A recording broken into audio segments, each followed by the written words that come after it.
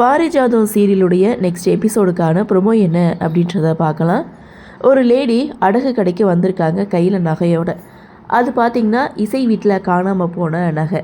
சேட்டுக்கிட்ட கேட்குறாங்க, இந்த நகையை விற்றா எவ்வளவு பணம் கிடைக்கும் அப்படின்னு சொல்லி கேட்கும்போது, நகையெல்லாம் நாங்கள் வாங்குறது கிடையாது, அடகு தான் வைப்போம். ஏன் வாங்கின உங்களுக்கு ரேட்டு எவ்வளோன்னு தெரியாதான்னு கேட்க, இல்லை சும்மா தான் கேட்டேன், எனக்கு இந்த பணம் போதும்னு சொல்லி 6 லட்சம் ரூபாய் பணத்தை எடுத்துகிட்டு வந்துட்டுருக்காங்க. இன்னொரு பக்கம் விஷால் ஒரு அட்ரஸை தேடி பைக்கில் வந்துட்டுருக்காரு.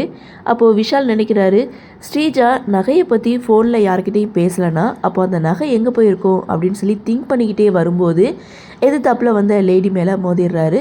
ஸோ அந்த இடத்துல விஷால் பைக்கை விட்டு கீழே இறங்கி அந்த லேடிக்கிட்ட சாரி கேட்குறாங்க.